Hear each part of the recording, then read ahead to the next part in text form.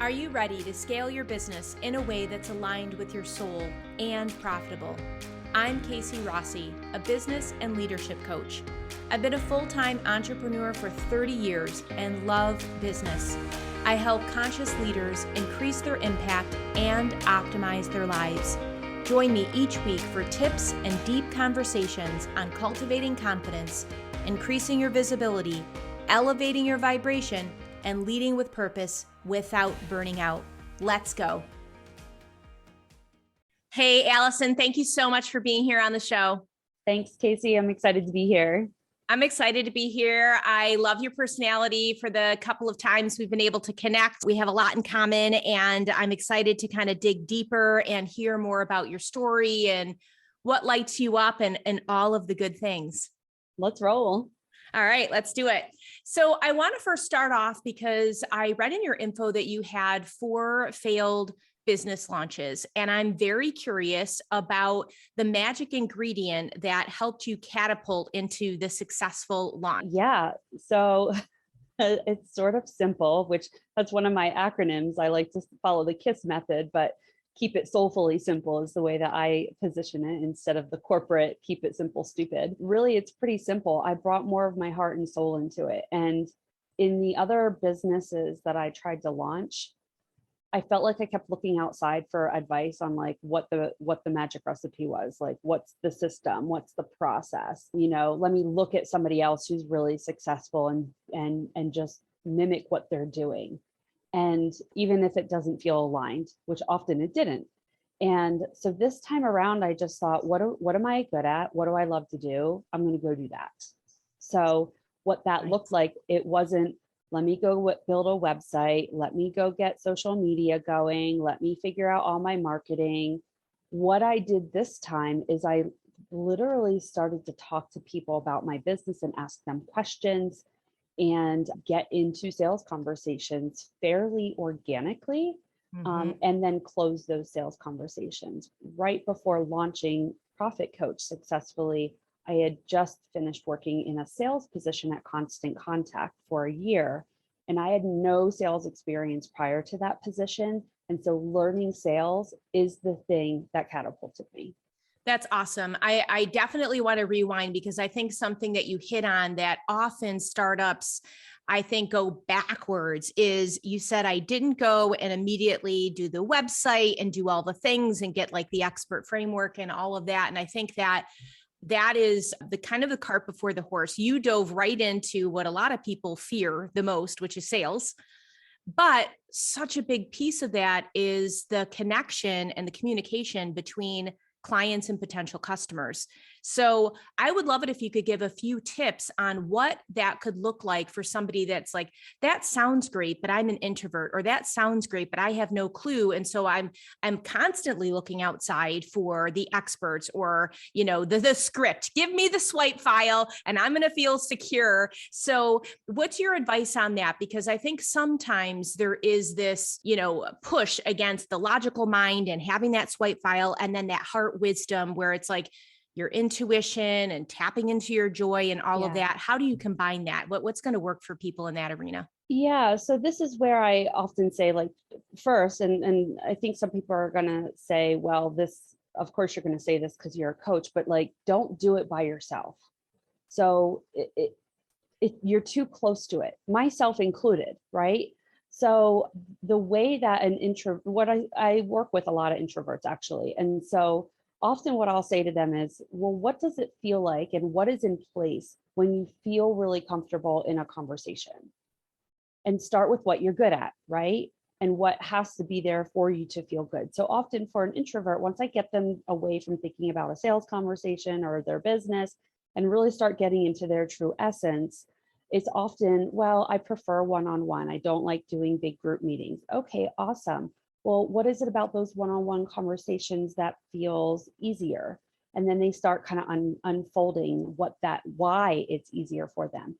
And then I ask, well, what does the conversation look like? And it's like, oh, well, I usually will start talking about this and really I won't talk so much about myself first. I'll maybe try to ask them a couple of questions so that I can kind of find my comfort in this conversation. And then, it's like, great. That's how you start a sales conversation. That's a lot of clarity. I love that. It breaks it down. I think it takes away this big bag mystery of, oh my gosh, there's going to be this or that, or it's going to feel pushy or sleazy. I love that you can just peel back the layers and get to the essence of what's going to make them comfortable, because we know automatically the person on the other end of that conversation is going to feel our energy and feel comfortable as well.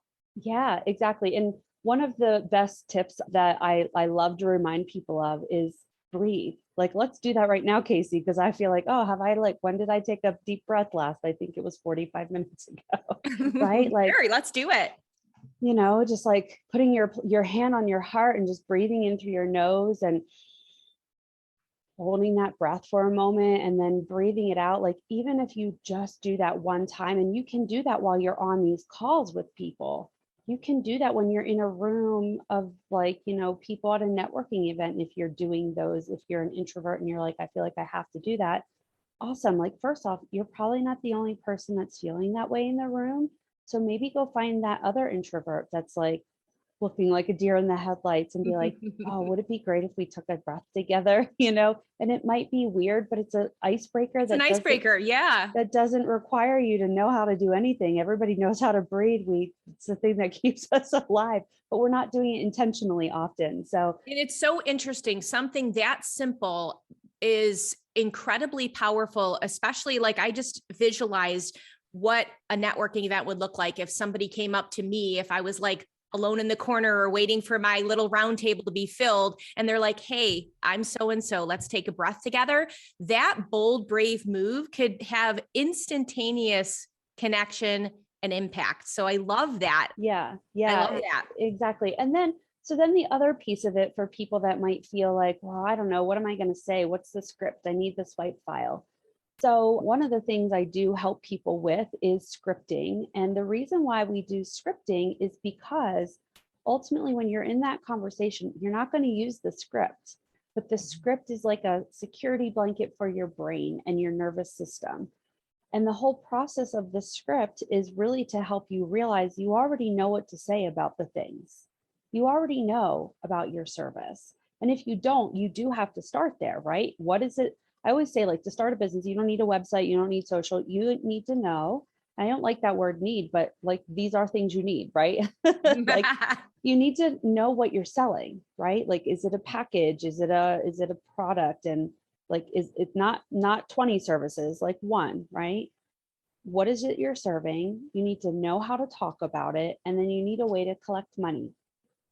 You can have a successful business with those three things, because then you could go out and take the action of having the conversations.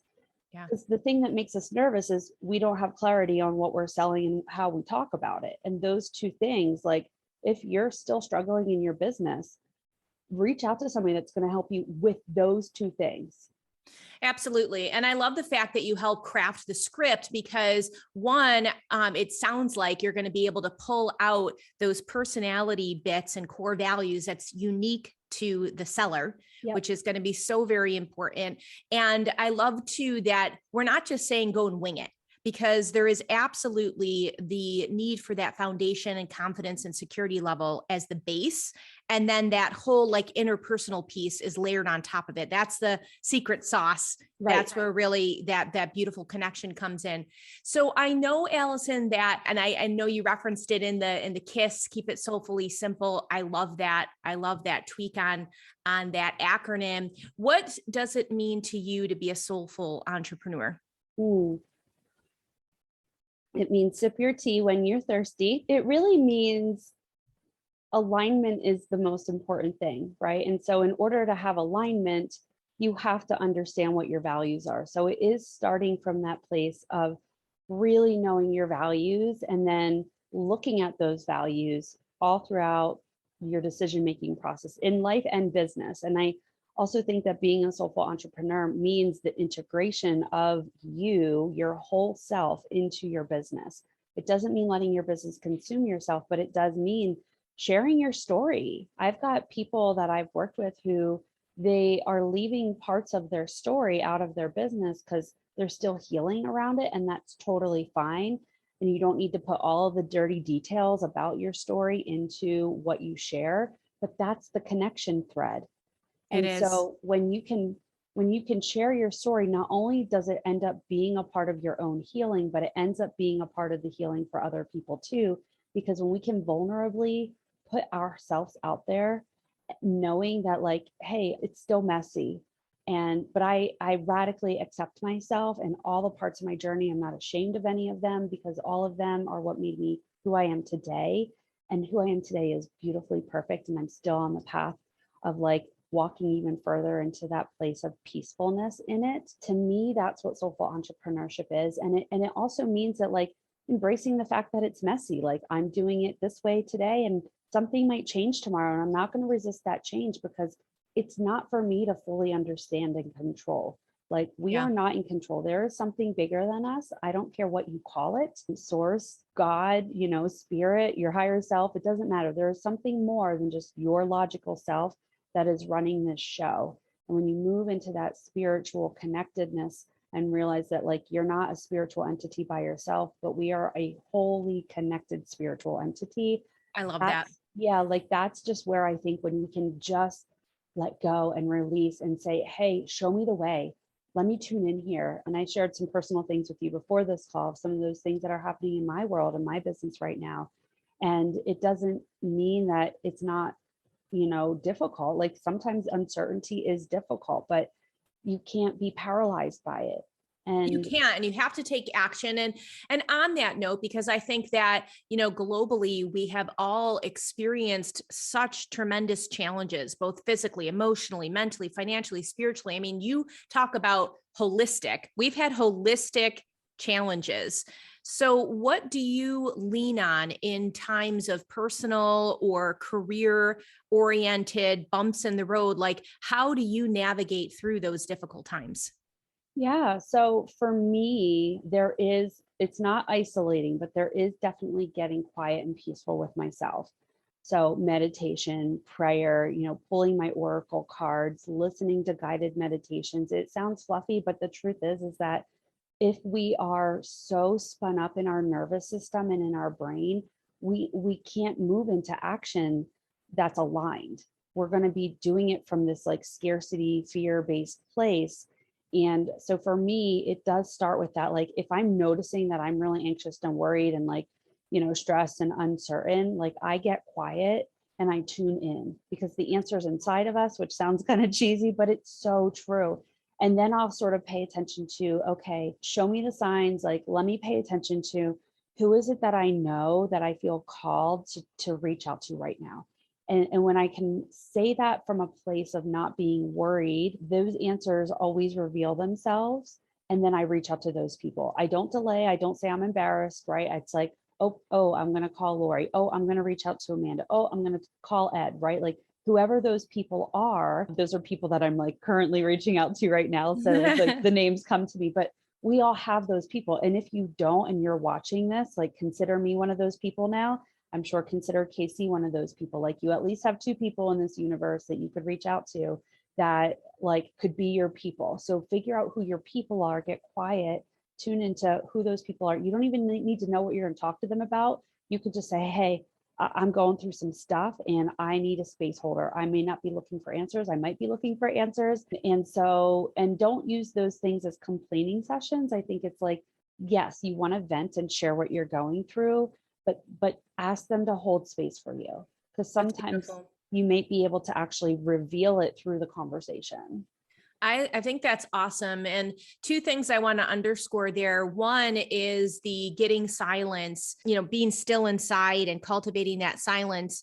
That takes a level of discipline, especially in this very noisy, distracted online space, which many of our listeners are in. They're online entrepreneurs. So there is this kind of like, double-edged sword, if you will, where I need a presence for my business. And I also need the discipline on the flip side to cultivate that inner silence. I'm going to say three things because the other piece to that is even when you cultivate that silence, leaning into self-trust is huge. So when that little voice comes up that I have to call Amanda, I have to call Ed, listen and trust that that intuition is guiding you in that proper direction. So that's huge. But I think the third piece, and I feel personally that we're even going to be needing to cultivate that at a greater capacity, is a community element. Having that sacred circle of trusted people that you can reach out to. And I think that we almost start to need, or what I feel is going to serve us is like, start building these little playbooks, so like when I need something, like, here is my little personal playbook that works for me. Yeah. If you were going to have to make a prediction for 2022, what do you feel is going to be on the horizon for that mission-driven, heart-led entrepreneur in 2022? I think it is, you will flourish in community. My word for this year is flourish. So I just came up with that, you will flourish in community. Like it literally just flashed in front of me as you asked that question. And I think that what you said, like having that playbook, and a community, by the way, doesn't need to be thousands of people. Like your community could be 4 people, your community could be 15 people. I think people, they think of community and then they consider themselves a failure when they don't have a certain metric or the number on the bottom of the thing. The truth is that you're making impacts, but if you're not taking action because the numbers aren't showing you a certain something, you're the one holding yourself back. And that's not a point of shame. It's a fact of, you're the one that holds the key to flourishing in community. And that's one of the things, I'm sure you're going to ask this question, so I mean, maybe a little ahead of the game, but that's, I'm running this Soulful Entrepreneur Summit at the end of January, and it's an event, but really it's more than an event. It is turned into a community. We did this event last year. It was really successful. And the goal is to create a space where you can maybe find a segment of my community to come in and play in that playground with, and find your little playbook of people. And it's so important to feel connected, especially in the digital world. And it's important to ask yourself, like, well, what is it about the digital world that you really resonate with? And do those things. Don't do the things that don't resonate with you, because they're going to drain your energy. They're going to sap your joy. That's one of my taglines, is that joy is the best business strategy.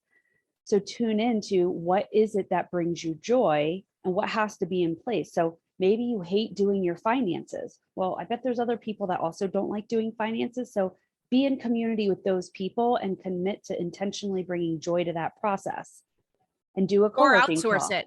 or outsource it. But because if you don't, you are talking to me with that for sure. And it took me a while. Like I used to feel like it's, oh no, to be a good business person, to be an excellent business coach, I got to do all the things and especially have my finger on the metric. And when I let go of that and realized, wait, just like you had said earlier on in the conversation, lean into your strengths and what's in alignment. Where are you going to be lit up? Where are you going to have sustainability? And I was like, I can outsource this because this is someone else's joy, crunching the numbers, like light somebody else up. So perfect. Here you go. Yeah. And I tend to work with a lot of earlier stage startup entrepreneurs. And so they don't always have those resources to pay somebody else to do it. And so, but that doesn't mean you have to suffer. The point is that figure out what you like to do. Do you enjoy working with other people? I do. Like I have ADHD. So having a body double for me is like so powerful. So I like to use FocusMate. It's a really low cost solution. They have a free version too, where you can actually sign up for these co-working sessions and you're just matched with another human and you share what task you're working on in that 50 minutes. And then I am so productive in that time. But if I were to be on my own in those 50 minutes, you're not talking to them. They're just literally also there working. There's like a commitment there. So like find what works well for you. Like I never give people a cookie cutter, like here's the script on how to have a sales conversation. Here's how you run a successful business. It is your business. And so you have to figure out who do you like working with, and like what kind of things do you love doing, and what do you like about technology tools. Like it took me a while to find a CRM because I needed it to resonate with me. And I had to put that whole decision on a shelf, which meant my business was running really inefficiently for a while, but I trusted that the right CRM was going to just come across my path because I was tired of being in the rabbit hole. And then it did, right? And so like you can find systems in a very intuitive based way. And when you're not getting the answer, because I think tech can be this thing that winds us up, right? Or It can. all the different things in our business, running our business can wind us up. So if you're wound up about it, maybe, yes, like identify, hey, I'm going to want to make a decision about this and I'm going to lean into this a little bit. And then if the answer is not coming to me, I'm going to walk away from it. Because sometimes when we walk away, that space between working on it and walking away from it, that's where the answer comes to you. It's so very true. And it's actually liberating because we do get to do it our way. We are the artist of our business. It's a reflection of our life. And I love that you brought in the core values piece. And so it's exciting. I mean, this is, I think, a lot of why people get into business, for that freedom and flexibility. And so bring that energy and enthusiasm and put your CEO hat on and celebrate the fact that you get to design this in a way that works for you. And there's not just one right way. The right way is what's in alignment for you as the CEO. So yes, I am excited about the Soulful Entrepreneur Summit. So that's coming up January 24th to 28th. And we are recording this in 2022. So happy New Year. Woo woo. What are you most excited about this amazing summit that is just right around the corner?